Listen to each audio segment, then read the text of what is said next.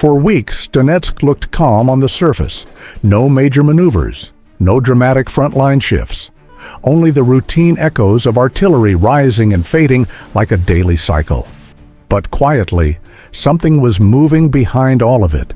Pressure was growing, defenses were thinning, and signs of collapse began to appear piece by piece. Everything peaked when a recording surfaced from Krasnoarmeysk, a Russian flag waving over the main square, in the administrative heart of the city, in a place many believed would not fall anytime soon. That moment triggered bigger questions. How did Russian troops get this deep? What happened to Ukraine's defense? And why did this shift happen so fast?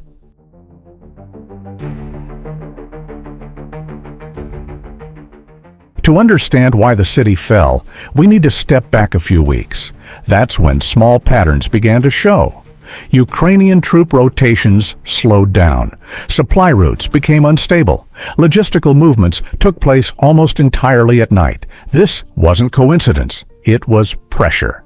Pressure that grew slowly but consistently. Pressure not always visible on a map, but deeply felt by the soldiers on the ground. Ukrainian units started to burn out. Positions that should have been rotated stayed occupied. Local commanders spent more time fixing problems than reinforcing defenses. Krasnoarmeysk sat in the middle of all this. As a logistical hub, the city wasn't just absorbing attacks, it was carrying the weight of an entire defensive network, and that weight finally began to crack.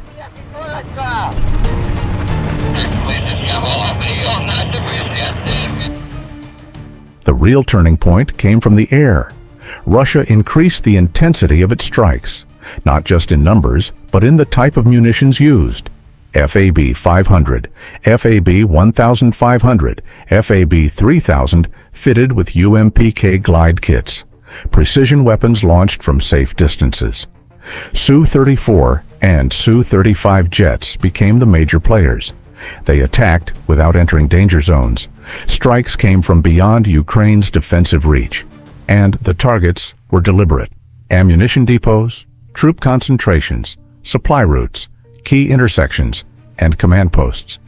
Each strike hit the foundation of Ukraine's defense, not just destroying buildings, but destroying the city's ability to fight.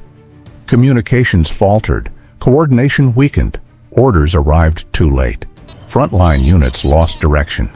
This was the beginning of Krasnoarmeysk's defensive collapse, not because of a massive ground assault, but because of sustained, systematic pressure from above.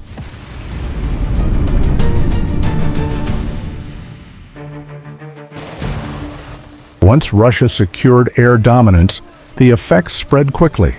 Ukraine's defensive structure began losing shape, not instantly, but point by point. Positions that were once active went silent. Trenches held for months suddenly emptied. Vehicles pulled back without clear formation. Drone footage showed the same pattern. Ukrainian units moving without centralized orders. Artillery barely firing. Ammunition stocks running low. Many artillery platforms destroyed.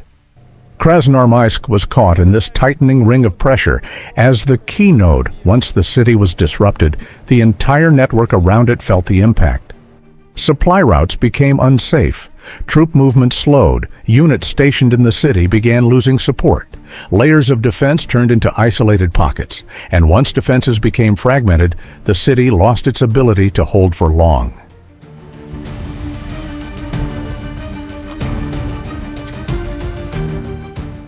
When Russian forces entered the city, the situation had already shifted dramatically.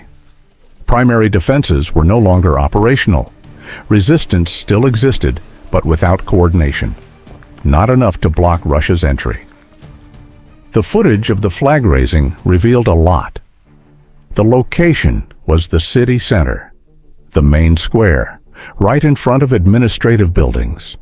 An open area that would normally be extremely dangerous if heavy fighting were still ongoing.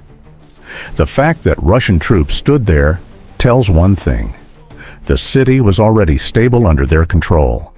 The risk of a counterattack was low, and their hold on the city was secure.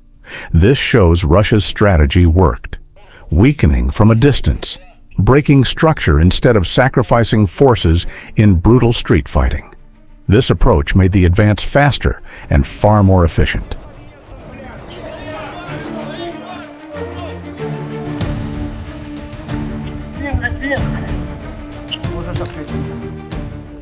The Russian Ministry of Defense declared the city fully liberated. The operation was carried out by the center grouping of forces, and coordination between air units, artillery, and ground forces was the key factor. Russia stated that several Ukrainian battalions retreated in disorder. Some positions were abandoned incomplete, and strategic infrastructure is now under Russian control. Russian engineering units began work immediately, clearing mines, securing key buildings, stabilizing the area for the next phase. These statements match the visual evidence. Russian troops in the city center support the claim, and while Western media still uses words like claimed, the situation on the ground paints a clear picture of who controls the city. Посетить город Красноармейск и убедиться своими глазами посмотреть, что там происходит, кто реально контролирует. Krasnoarmeysk is not just a city. It is a logistical node, a hub linking several critical routes in western Donetsk. With this city lost, Ukraine loses a vital control point. Supply lines shrink, isolated units become more vulnerable, and psychological pressure rises along the entire front line. For Russia, the gain is significant. They can expand their operational zone, tighten pressure on other Ukrainian positions, and use air superiority to maintain momentum. This is not a symbolic victory. It is a structural victory, a win that reshapes the opponent's defensive architecture. And victories like this have long-term consequences.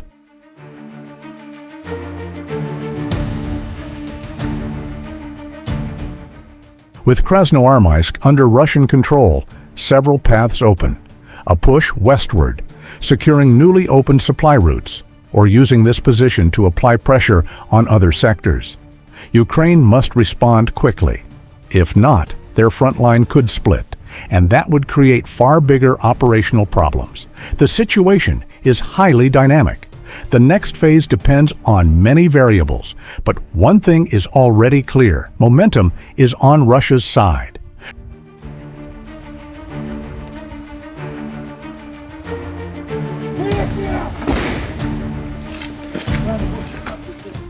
The fall of Krasnoarmeysk shows how modern warfare works. Air dominance, logistical pressure, long-range precision strikes, and the collapse of defensive structures without massive battles. Russia exploited these advantages to the fullest, and the results are visible on the map of Donetsk. If you have insights or additional analysis, feel free to share them in the comments. Don't forget to like and subscribe to stay updated with the latest developments. This analysis aims to give a strategic overview. It does not promote violence or extreme positions. Everything is presented based on publicly available information.